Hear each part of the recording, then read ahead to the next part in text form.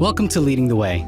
This podcast is all about communication and leadership. We're looking at what it means to shape the future with communication, content, and purpose-driven leadership. In each episode, we'll share stories from life in the Communication Leadership Master's Program at the University of Washington, talking about everything from using grad school to change careers, to life as an international student, to mental health as a student and as a professional. I'm your host, Jazz Espiritu, and I'm so excited to be back here hosting our second episode of Leading the Way. I'm head of program affairs at the Communication Leadership Master's Program, otherwise known as CommLead. Our CommLead community is filled with incredible people from all walks of life. What brings us together is our passion to take those experiences and lead. In this podcast, you'll get to hear from all sorts of folks in our community, and my hope is that it helps drive your story and how you choose to tell it. On today's episode, our guests will be discussing how they used graduate school to launch a career change.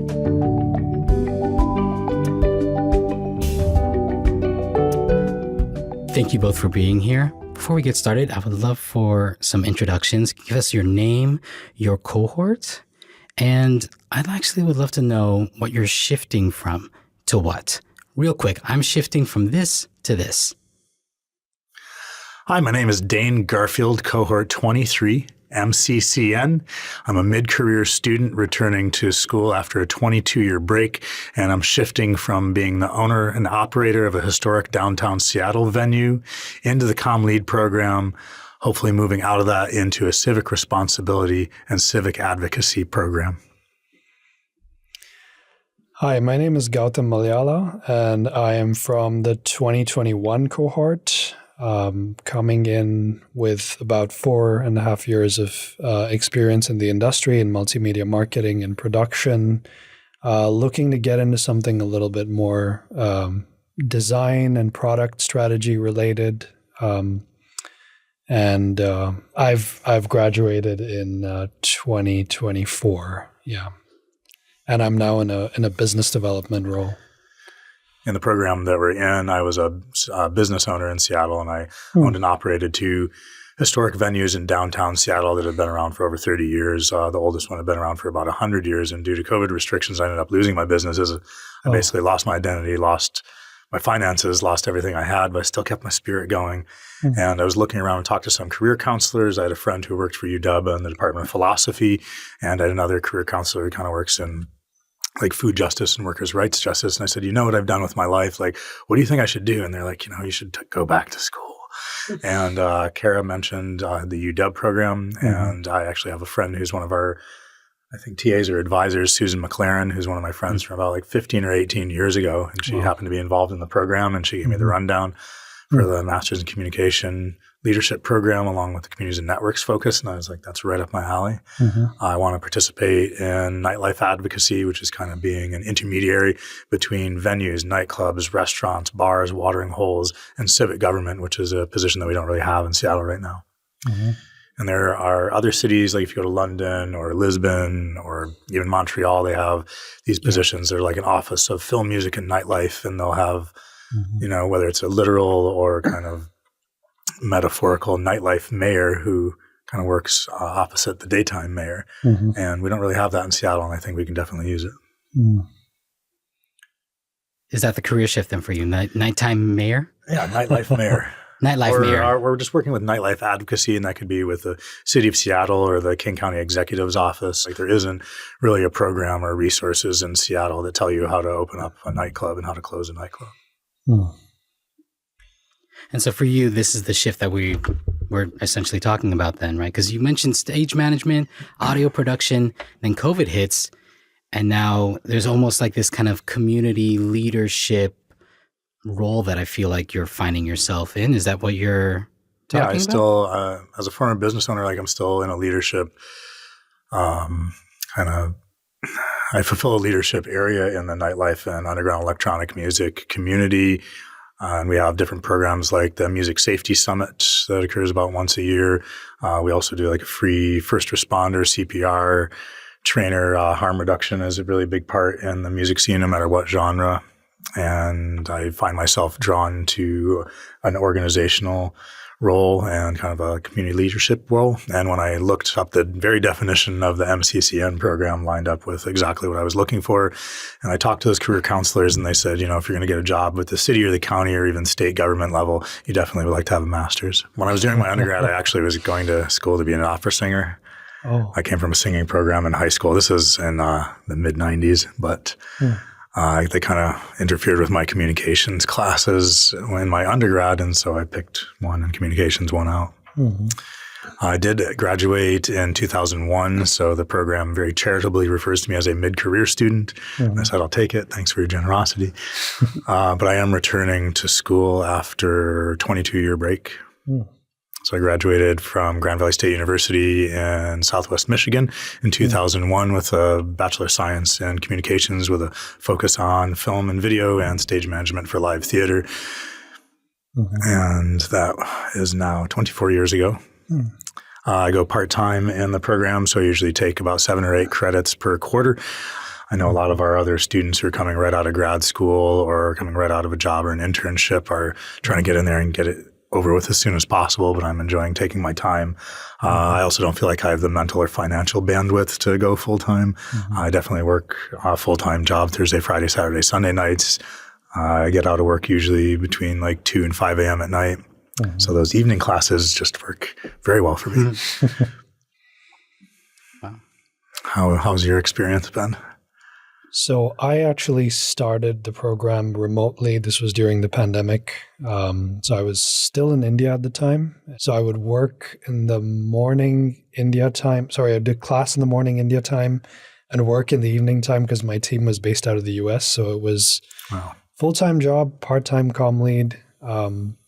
I was still kind of on the fence about whether I wanted to start the program in person, whether I wanted to continue at all. But the first quarter went so well, Akin's class, as well as the audio storytelling class that, and I met so many people, I found out about all the resources on campus and everything, that I was like, this seems like a nice, interesting program to be a part of, like, especially when you've already started your career and you're kind of I was doing a multimedia marketing job in the tech industry. And I was kind of like, I've done a little bit of everything. I've done a little bit of audio. I've done a little bit of video editing, some marketing, some curriculum development. It would be nice to take this to the next level by working with like professionals from the industry and taking classes. And also I just had the opportunity to visit campus in December 21. And I was just like, I have to be here in person. Like I cannot do it remotely. So I took the winter off, but I joined in spring, which was like new beginnings and, the time when Seattle isn't really that depressing weather-wise either. It is somewhat depressing still, but so it was in March 22 that I actually started full-time. So I got to really explore the campus because I was full-time and, started getting interested in user experience design a lot. So I started taking classes in that. The very first one actually was on UX design for chatbots. And, we also ended up building a chatbot prototype for the CommLead website that was very, very basic at the time. But, we did also like surprise ourselves by winning the Screen Summit Award that year for best design. So that was like the first quarter went great. And I was, then I was like all in. I was like, this is something I want to really continue doing. I want to do as many projects as possible. And I also started working with the university libraries. So yeah, kind of, I think I went in many different directions there, but I hope that sort of clarifies my background and me coming into the program. And it's been a while since I graduated. It's been a couple of months. Okay. I thought you were still inside, so to speak. Oh, no. I graduated in June last year. So I've been working in business development ever since. So the transition was really from a marketing position in the industry that I was in before I started the CommLead program to a role where you're actually interacting with customers. And I don't think if you would have told me like even 2 years ago that I would be in a business development or sales role, I would probably be like, no way, I'm not going to talk to customers. I'm going to run the other direction if I see a customer coming. I draw some parallels there for sure. As a business owner, I was the owner and operator, and when I was doing that, I said I would never work for anyone again. Famous last words. And now I've taken a few positions, and I work for other venues, and I work for Seattle area music promoters, and do different jobs like artist management, where I'm working with agents and label reps, and I am totally fine. Something that I find really interesting for the both of you is that you found your shift in that career while in grad school, if I'm hearing you correctly, Pretty right? much, You came in here with that multimedia marketing experience, and then after that UX, the UX course and that kind of experience, that kind of like soft launched you over to the chatbot, to Screen Summit, to business development. Yeah. Where Dane, I think you were talking about how you were looking for that shift before grad school. Yeah. And talking to some friends and networking, and then you found yourself applying, obviously, to the program. Yeah, I spent the year, my business, I think lockdown happened on March 11th, I remember, because I remember our last show. And then I closed the business in June, and then I just kind of treaded water for about a year and didn't do much of anything. And then I started to kind of get the itch and want to get back into something, and just was looking around. It wasn't the time to reopen a venue, as my friends who owned venues, their venues were closing because they couldn't maintain their insurance premiums on their bailout loans, things like that. And that's when I started to look around for programs and looked at a few different area colleges like Pacific Lutheran and University of Seattle. But I had a few friends that recommended the communications program at UW.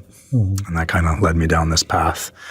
And when I looked up communication leadership, I think a lot of our cohort has a UX UI marketing focus, but that hasn't been a part of my focus. And I think there are plenty of other classes that kind of have like a community leadership as well as communication leadership focus, like looking for somebody who's going to be like a communication specialist for a company or executive director of a nonprofit. Oh, and you've shared a lot. I'm trying to,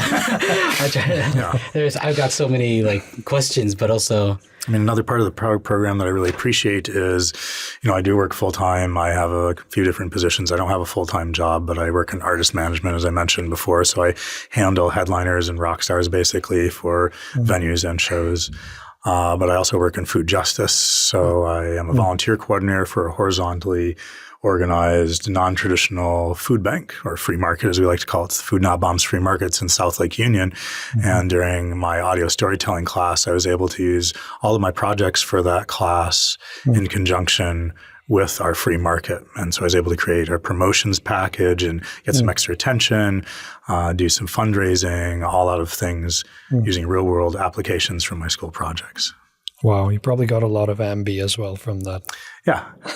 And it was really great. I was only restricted because I could only record once a week at our free market. And so I was like, please let me turn in my assignment one day late, but we got a lot of great AMI food. We have live music that happens there every time. We have singer-songwriter Mark Taylor Canfield who comes in. Wow. And when we have a lot of people who, since we're a little bit alternative, we kind of fill in the gaps from traditional food banks like King County Emergency Services. So people that have substance use, substance abuse issues, as long as they're not making life inconvenient for anybody, we allow them to participate there. And so there are a lot of people that didn't want to appear on camera, but they would love to talk. And so that worked out perfectly with our audio storytelling class. On the other hand, with our video storytelling class, I was able to use our nightlife events that we do. So running a Sunday night music weekly, I was able to get into the club and get some like great action shots, like packed dance floors, DJs, a lot of dance, and get some very excited people who really, really wanted to be interviewed. And I would take them aside and, ask them, how has this night changed your life? Or, tell me about a moment of revelation you had on the dance floor. Or somebody was like, I met my wife or husband on the dance floor at your event. And I was like, whoa. So I got to find stuff that I wouldn't have ordinarily been prompted to ask people. Wow. You found a really cool way to integrate grad school and your professional experience, your jobs, what you were working already in very organic ways. I find it really cool that I think it's really cool that you found the storytelling aspect, you found the assignments, and you were able to kind of input in the places that you already were doing. Do you think that's specifically a grad school thing? I think it's grad school or as a working professional, or if you have something that you're passionate about. There are some people who had just come out of grad school who were able to use their projects towards things that were real life applications. I found some people just kind of like made up a project and like, my friend has a couture shoe store or something like that. But other people came right out of undergrad with, their friend had opened up a business and couldn't really afford high-end video production. And so they were able to collaborate with their friend who's in grad school for communication leadership. And so that worked out well. So I think just being a working professional or knowing somebody who's in need, because it's, we look at some of the expenses, like some of our instructors will come through, like from, I know, Jacob Christensen from Video Storytelling. I know that he does very good work and you get what you pay for kind of thing. And so, but I also look at some of the projects that people have done in the different classes. And as you said, your project won the Screen Summit. And that's like, I think, an internal sort of thing. But other people have definitely been on like a national or international radar for projects that have come out of the communication leadership program. Yeah, including Jacob, actually, who's Emmy nominated. I didn't know that. He was very humble. So, well, yeah, Emmy nominated. And I also took his class. And I think what's really interesting about CommLead is the fact that I think it was the only program which had like storytelling and then marketing and analytics. And then for people who are interested in things like UX, there's also a specialization for that. And the best part is it's like you're actually working with industry folks, like people who are not just industry folks, people who work in the media everywhere else. So it's literally people who are doing a day job and then coming to class in the evening and teaching you what they do in their day job. Could be like someone working for the design team at Amazon or, someone with the video production team at Microsoft. And I never imagined such a program would exist. I thought you would just have to go back to school and you're, doing classes by the day and then just, cramming, doing studying in the night and then maybe partying on weekends or something. But it turned out to be very different. I had some evening classes, some weekend classes, lots of stuff to do on campus on the weekends. And it was an interesting sort of career break and also transition, because it was like I took a break from the industry and now I'm back in the industry, but in a different capacity, which involves really dealing with real world like customers for the first time, reaching out to them as a cold caller sometimes. So yeah, I think a lot of project-based stuff that really helped me. I'm curious why you went to grad school. Good question. Yeah. So I would say, first of all, I was interested in the design and user experience side of things. But also I really wanted a digital multimedia degree, like something in multimedia. My previous majors were all pretty academic, not very professional facing. Like, I was an economics major, did a lot of like wrote papers and stuff that didn't get published. So, it was a lot of research. It was a lot of, kind of disconnected from the real world in some ways. Although, of course, economics is very interesting. And so I wanted to do something that is more industry facing, more, more practice related. And, this really was really fit into that well. But of course, there's also other factors, like I had family in Seattle, so it made more sense to pick Seattle for grad school. And also just wanted, because I'm from India, I wanted the US like grad school, like the college experience of the US, which it turned out grad school is very different from undergrad. All the partying and everything, the crazy fun stuff that happens is probably more for undergrads. In grad school, you're a lot more serious. And I don't know, in my case, at least, I was a lot more boring than a lot of undergrads. But, it was definitely a great step in getting a chance to step away from a day-to-day job where you have to do XYZ things every week to hit your basically your weekly goals in a day job, to actually picking up a few projects and classes that I've always wanted to pick up in some form that I wouldn't get to do at a workplace. So I feel like this was the perfect avenue to do just that. And of course, I learned that there's some things I'm good at, some things I'm not so good at. I'm not very good at the analytics side of things. I took a marketing analytics class, which turned out, it didn't turn out to be very good at that stuff. So also, like, the program helped me realize what I'm interested in, what I'm good at, what I'm not good at. So yeah, long answer, but that's why I went to grad school. I don't regret it for sure. You don't regret it? I don't. Such an interesting way to say it. Because do you think that there's a scenario where you could have regret it? Yeah, if I didn't get a job after graduating, I probably would have regretted it. That would do it. But yeah, I would say that it was, you probably wouldn't realize just how much it helps to be in classes where you're speaking to experts who are literally shaping a business and the practice around a business. Like for example, Jason Levine. I took his class in user research methods as well as his advanced UX portfolio class, which is both of them fantastic classes. Very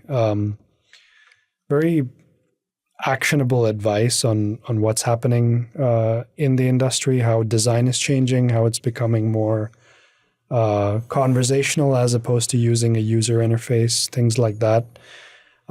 So I feel like getting that sort of advice from somebody who works in the industry is very different from learning that piece of information from an academic who has probably looked at like 20 different academic papers and told you what works, what doesn't work.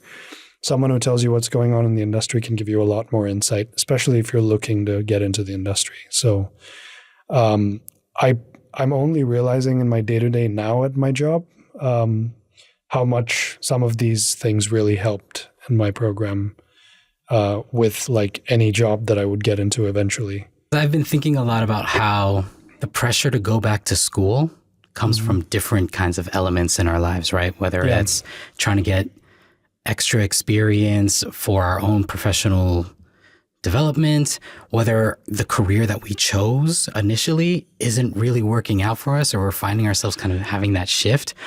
Or I think, Dane, you were talking about how COVID kind of pushed you into exploring a different career, but also while still embracing the things that you're very passionate about, that you've got experience in. Can you talk a little bit more about the other kind of pressures that might have been happening for you in that time while you were making a decision about going to grad school? I would say that I feel that I lost a lot of my identity. It was very closely connected to my businesses. And so it took me a long time to kind of find out who I was, minus running a nightclub. And I was very much synonymous with the Rebar. Like, I was Dane from the Rebar. Everyone was like, this is Dane from the Rebar. And even now when I see people, they're like, you know what he used to do? And I was like, I don't want to talk about what I used to do. I want to talk about what I'm going to do. And so that impetus to find a school program that matched my direction I was going in rather than the other way around, I think I was really fortunate to find a unique program like this. Mm-hmm. Well, I want to take a step back from that, though. Why grad school? Why was that the choice that you went with?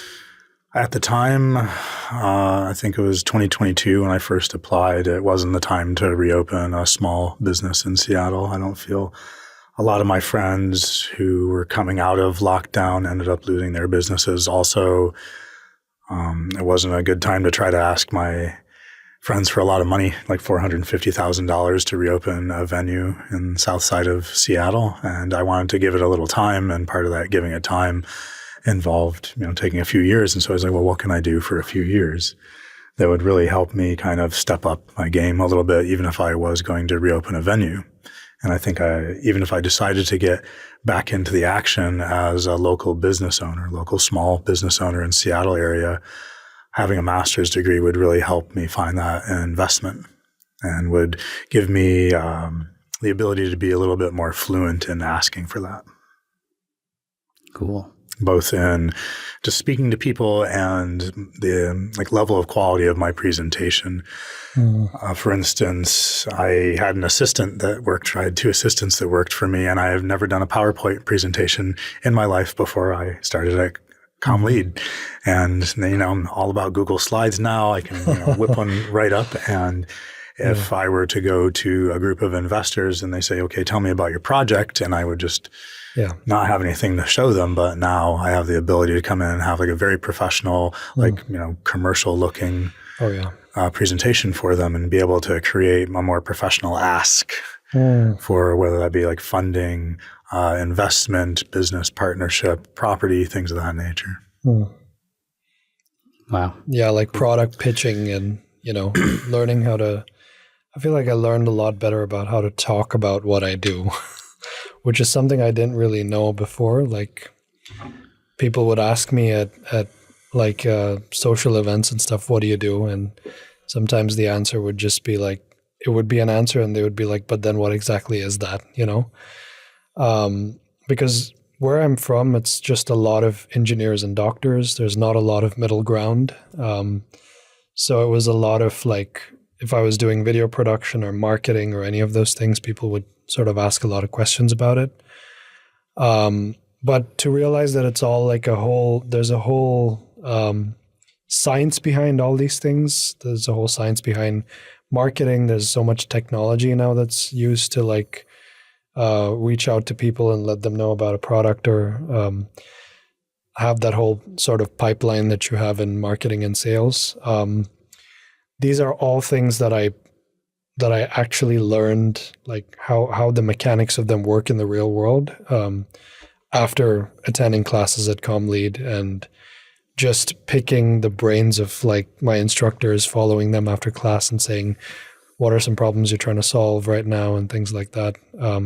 Networking skills, that's another thing, just going post an event during an event or post an event, asking someone for their number and, getting their information, getting an informational interview and stuff. These are things that, I probably only learned in ComLead land. There was no other place where I would have picked it up with so much dexterity, basically.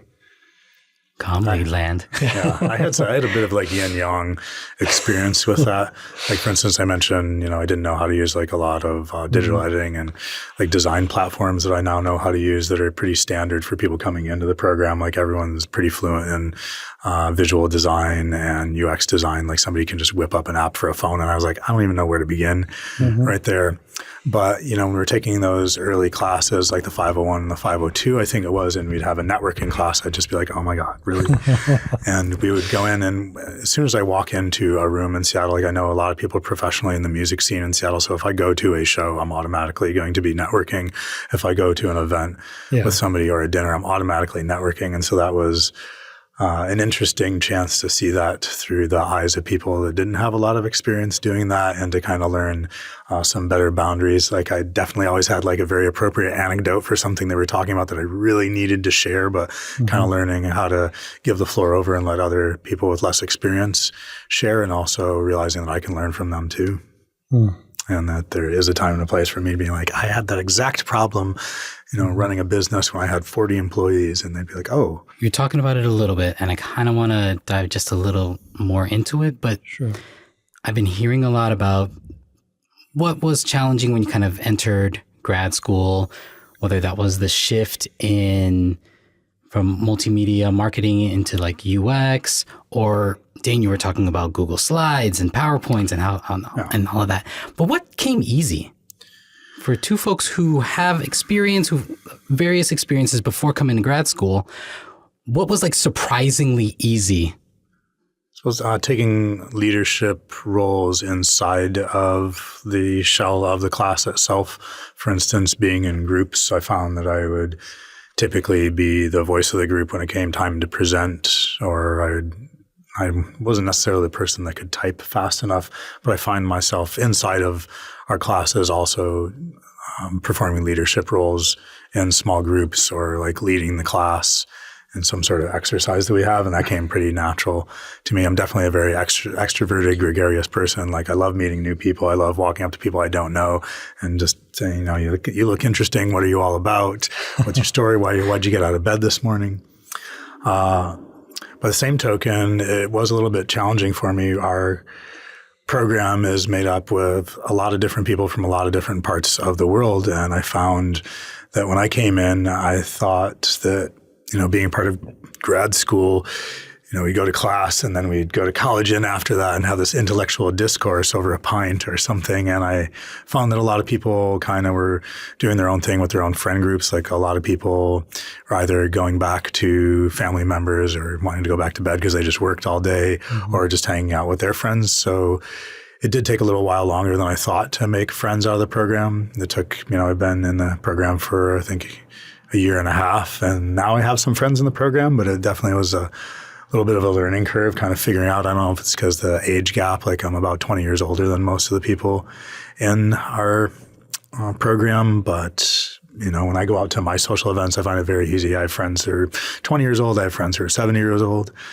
And so they kind of helped me relearn how to meet new people that don't necessarily fit into my genre of people. Like they're not nightlife professionals. They're not DJs and musicians. These are, like business folks doing business things. And so it gave me a unique opportunity to relearn kind of just how to introduce myself to that archetype of person.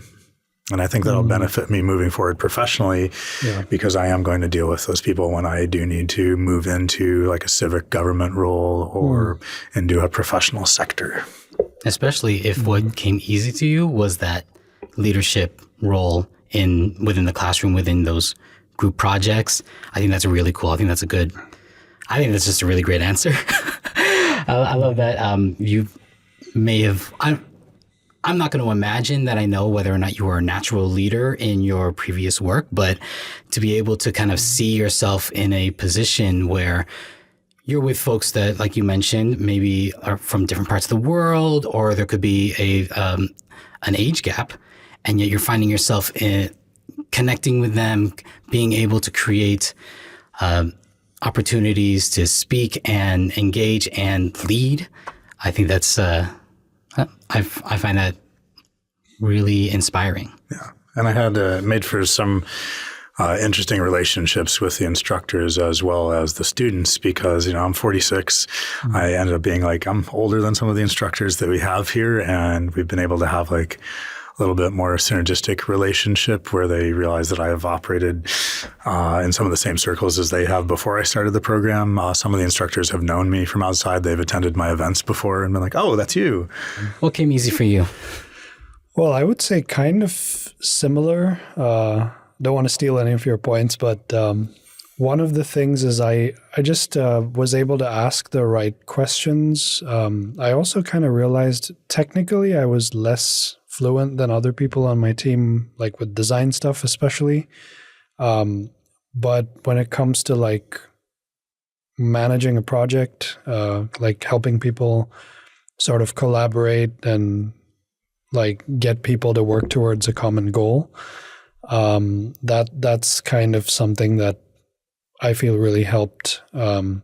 Having prior experience kind of sets you in that, you're always setting goals, you're always like managing your projects, your time and things like that. So I feel like that's a huge part of it that, went a long way. Time management, project management from my work experience, that's a very transferable skill into anything that you do. But I will also say that I learned even more about project management after being in comm lead.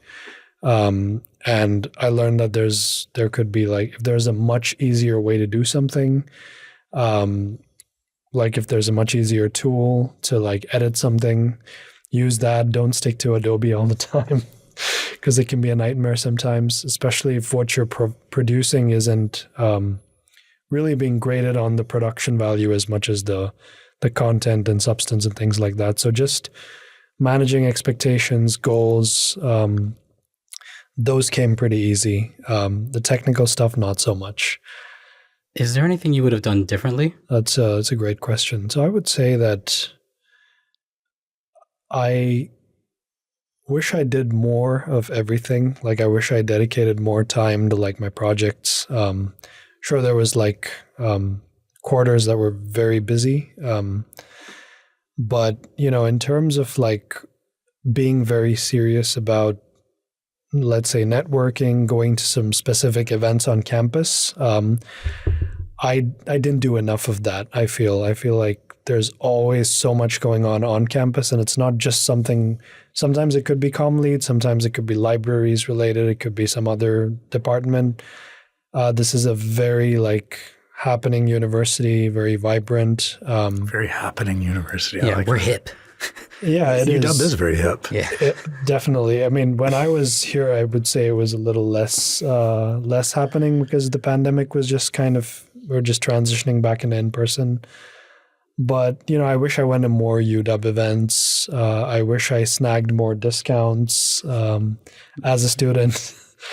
Just things like that. Like the access that you get as a student, you kind of only realize it once you've graduated. So make the most of it. Something that's not necessarily in the comm lead program, but it's in the University of Washington program. And I was going through, after the application process, there's some kind of intake procedures that you go through. And there was a part about civic responsibility about Huskies. And I was sitting with one of my friends who is transgendered, and we were going through it. And she was looking at some of the questions, and she was like, oh my God, like we didn't get this at my university. Like it's not only about, if you see somebody on campus who's having a challenging conversation with somebody, it's not being apathetic, but actually stepping in. And it's a point of like Husky pride and civic pride to go in and educate that person on how we treat people.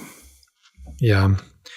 And the views on campus are just something else on a clear day, that is. Yeah, and I love it. I actually moved to the U District when I moved to Seattle in October 2001. And I remember just coming here just to walk around. Wow. That's all I did was walk around and hang out on the quad and come and check out springtime when they'd have the cherry blossoms, which I think is now this whole event. And then you get I call it the Harry Potter room or the Hogwarts room over at the library adjacent to us. That's Surzalo's reading room, yeah. Yeah, I call it the Hogwarts library. Everybody knows it as the Hogwarts room. Yeah. If somebody says reading room, they're like, I don't know what that is. Hogwarts room, that's what it is, I bring people. I brought my mom there when she came to visit. I was like, you got to check this out. It's beautiful. Oh, it's really beautiful. Yeah.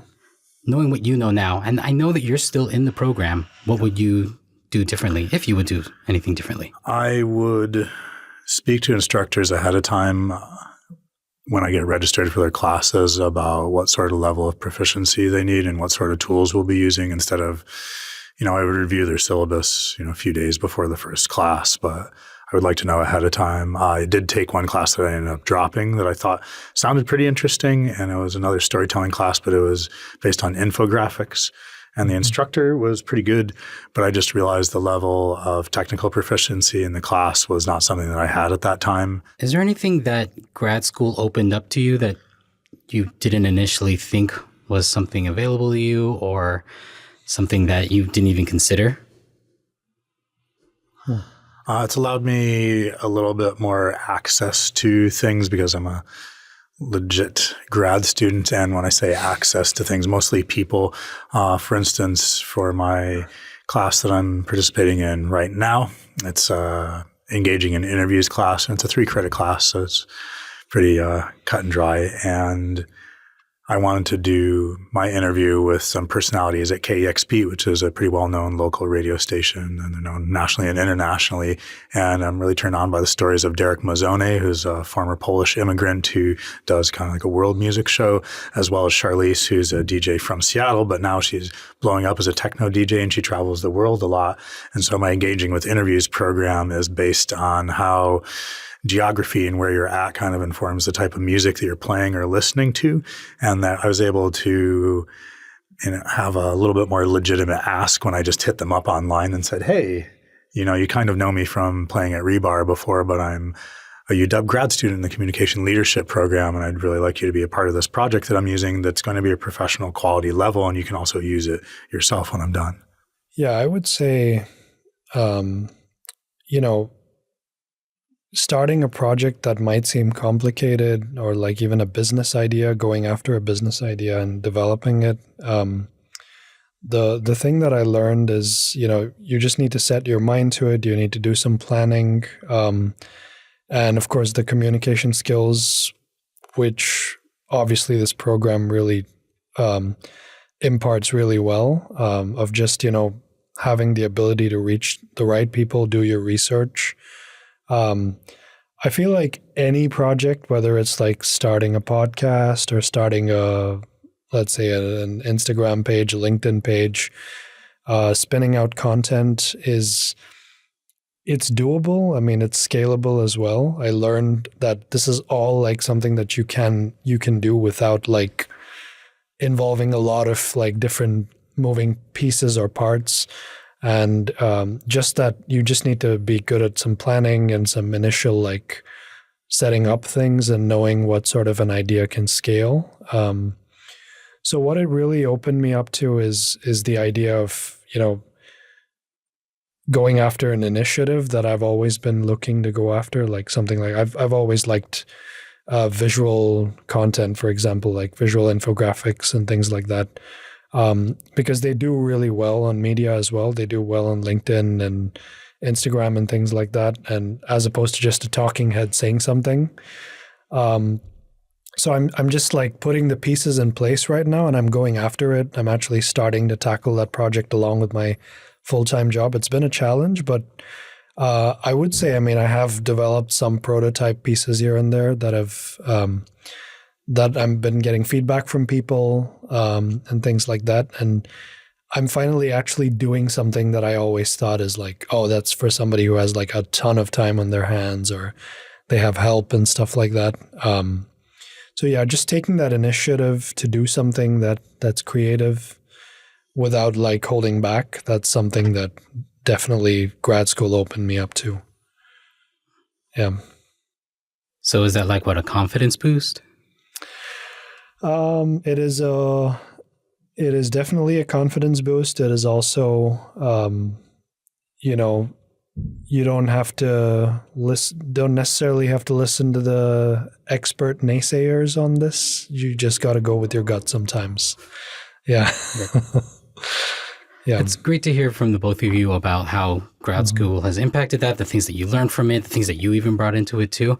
I've been working in higher education I graduated with my master's in higher ed back in 2016. So I am getting there to like almost 10 years now, having this degree that was meant specifically to work here in higher education in colleges and universities. Mm-hmm.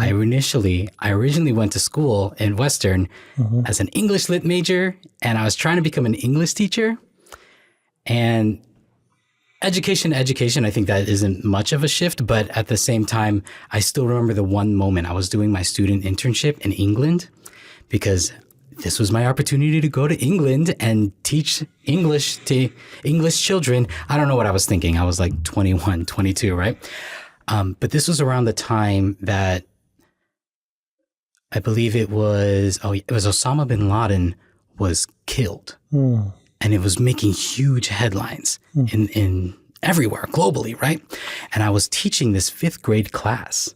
And this one student, she raised her hand. She's like, Mr. E. I had them call me Mr. E because I don't think they could say my last name. Espiritu. Yeah, Espiritu. Thank you. Okay. You got it.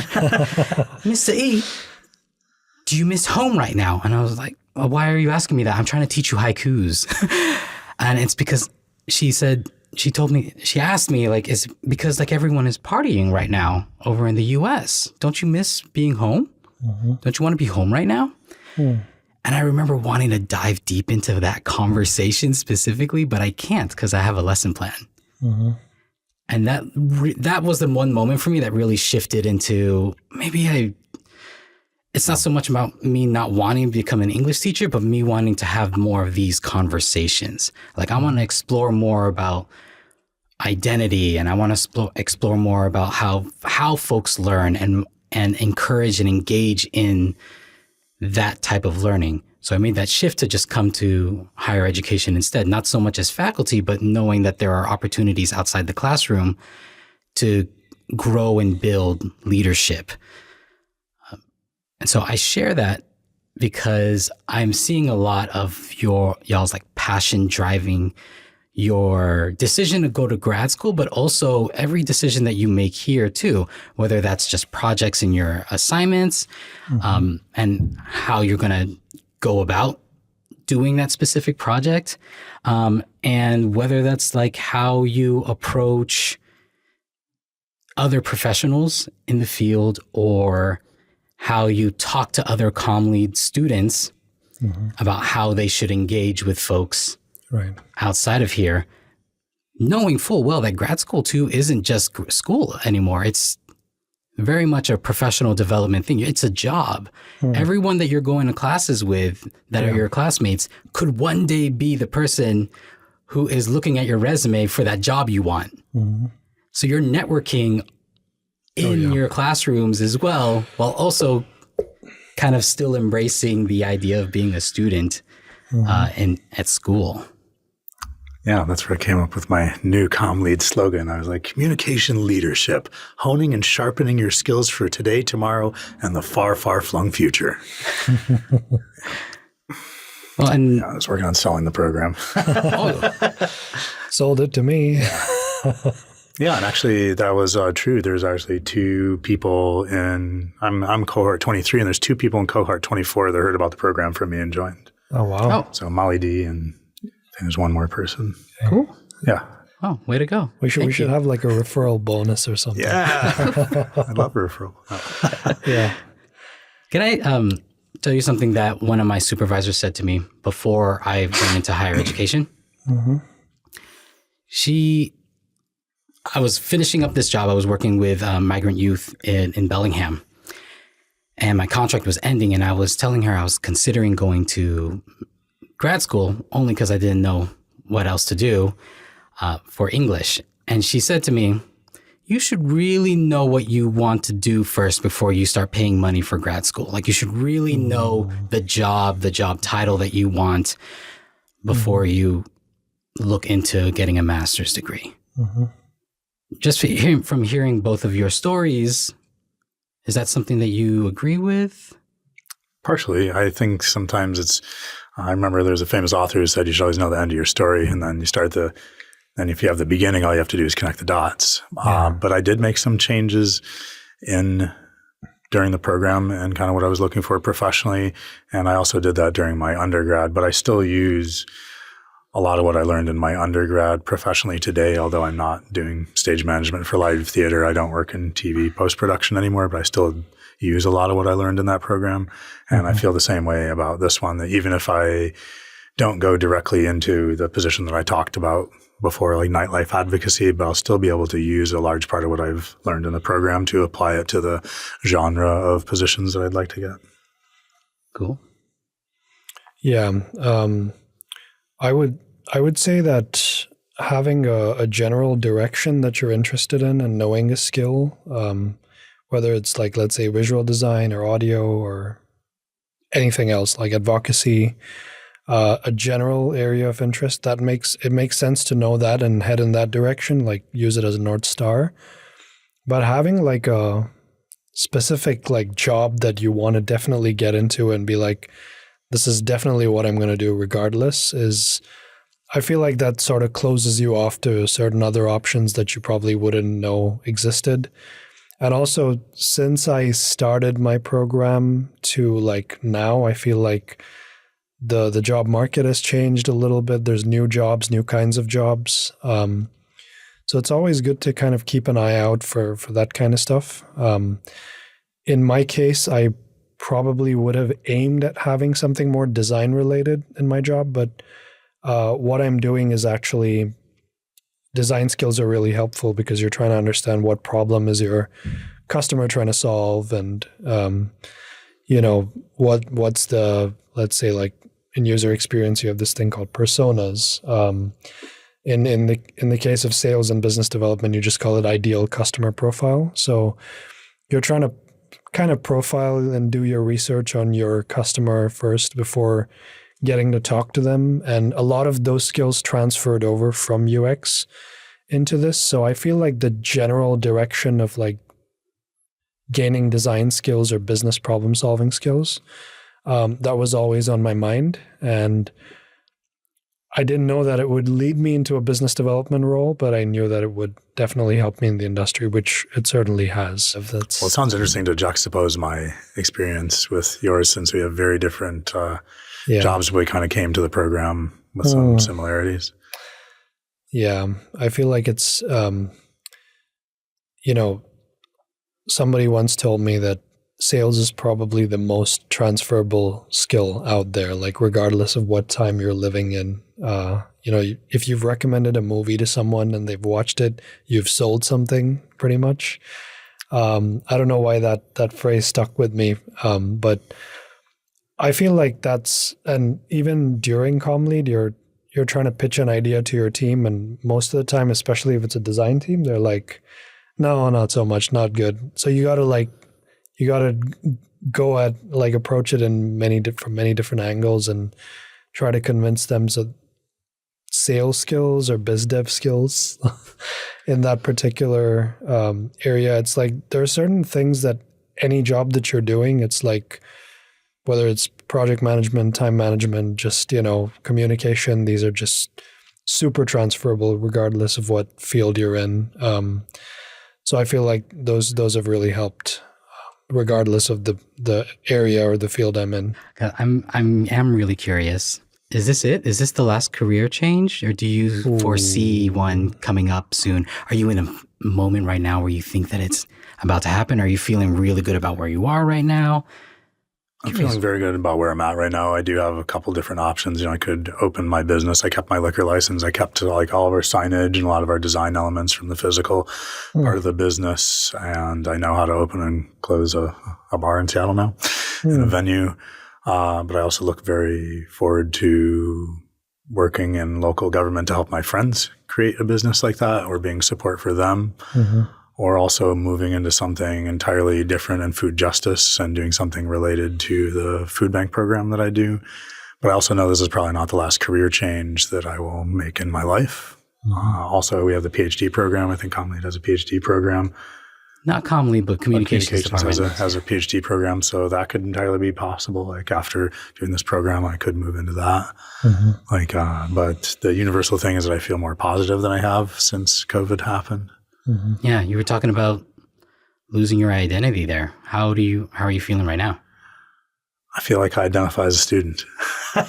When people ask me what I do, I say I'm a student. I feel like that's really helped me out, doing other things. Like I got into therapy after COVID and got a nutritionist. And I think part of this is just refining my brain and my professional practice along with those other things. That's great. Thank you. Is this my last career change? I probably, I mean, I would like to continue in this line of work for sure. Like customer facing stuff is really interesting. But the scope of my job is obviously going to change. And I think I definitely want to climb up the ladder from this point. If I can, that is. It's very competitive. But yeah, I also want to make sure I just keep the creative side alive. So if anything, like if things really take off, and if I'm doing well in my day job, would probably want to get into like some sort of production management. Having a production of my own, like I mentioned earlier. But yeah, I mean, I know it's going to take a lot more time and a lot more brains and energy than I realize right now, but that would be a dream, basically. Well, I think that, one, that's awesome. And then two, looking at what you've experienced here in CommLead and your experience there, or looking at what you've done here in CommLead and then what you've done afterwards, I mean, yeah, it's a dream, but it could also be just a realistic goal, right? I hope so. You mean a lot already happened up to this point. Like, why not? Why not? I know, yeah. Maybe not now, but I need people to motivate me for sure. Yeah, but I'm working on it, and I feel like that's one of the hardest things, right? I don't know if you feel this as well, but like the motivation aspect of it, like if you have like something that, like, let's say you're doing classes during the evening, or you have like a full-time class that you're doing, if you want to pick up a different initiative altogether next to that, it's like, I don't know, for me it's a lot of stuff to do. So I can do 6 things. You can do 6 and if things. I want to take on another thing, I got to take out one of those 6. Or maybe it's 7.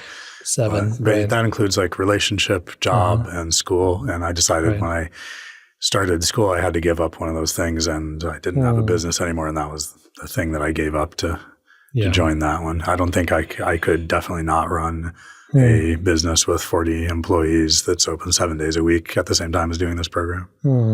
Yeah. I think it's really healthy to understand and know your, not so much limitations, but what you are willing to take on. Yeah. I've always had this thing when I would talk to students, and they would come to me super stressed about school or relationships or whatever. I would tell them, like, if you're feeling like your energy is drained, it's not that it drained and went away. It just filled up some other part of you that you now need to focus on or use or do. You didn't lose that energy. It just went somewhere else, and you just need to find where that energy is. Maybe that's about being creative again, right? Like, you used to do a lot of writing. Maybe all that energy that you just drained at work means that you have so much energy right now in the writing aspect.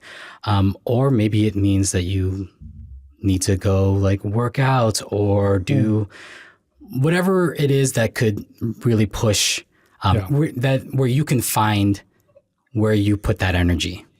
I always think that there's different pockets in our bodies that is just for that energy, and sometimes you're just drained from one specific part, but you can find it elsewhere. And so that just reminded me about that when you were talking about like the 6 to 7 things that like you have. Yeah, I have a finite number. Yeah, and there's the law of equivalent exchange, and I need to keep that number steady. I haven't heard of that. Well, it's just like a mental hygiene practice, right? I picked my things, and one of them is like romantic relationship, like home life, upkeep of the home, and the cats, job, school, and like relationship with family. I think that's 5 or 6. But if I want to add in something else, I have to take out one of those and probably talk to that person and be like, hey. So. Yeah. Any advice you'd give to anyone, to any of our listeners who are thinking, I might want to consider going to grad school to possibly shift things for me? Is that specific to the comm lead program? It can be if you wanted to, but we can just talk about grad school in general too. The pursuit of higher education. Pursuit of higher education. Yeah. So I think I learned a lot from just talking to people before I started the program, just reaching out to people who have done it before, who have been through the whole thing, whether it's students or faculty, whoever. Talk to as many people as you can, and pick their brain on whatever specialization they're in or whatever their goals are. And then, definitely consult some people that know you as well and ask them if your idea of going to grad school to pursue XYZ makes sense. I honestly didn't do that like very diligently when I was deciding to come to grad school. It was more of a passionate decision. I'm glad it worked out, but I feel like the best way to be sure is just get as many people to talk to as possible and get feedback from people that are close to you or like your mentors and people like that, who will also tell you, I definitely see you going into this program and doing amazing things as, let's say, a video producer or whatever it is. So that would be my advice. And of course, I would also say, don't do full-time comm lead with a full-time job. That is probably... I don't know who can do that, but I'm definitely not someone who can. There's people that are. Yeah. So for me, the advice that I would give myself, which I took, I picked two people. One of them was a person who works in a role similar to kind of what I was getting into, who works he actually just ran for Tacoma City Council. His name is Devin Kelly, and he worked for CU, which is a organization for labor unions. And I asked him what he did for education to get to where he was at right now and his story.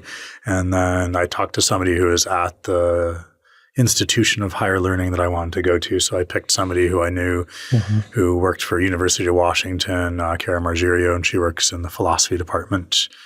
And these are people that I'm also personal friends with, and they know me and they know my history. They know what I do for a living. And I asked them if this is right for me, and they said yes. Yeah. And they probably would know really well.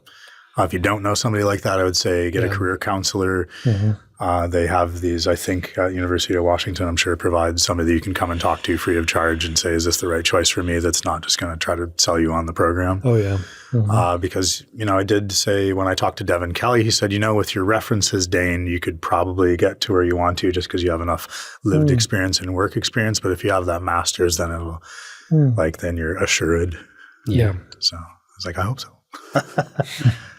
But it's looking good so far. It's good. Ultimately, too, I think grad school, they want you.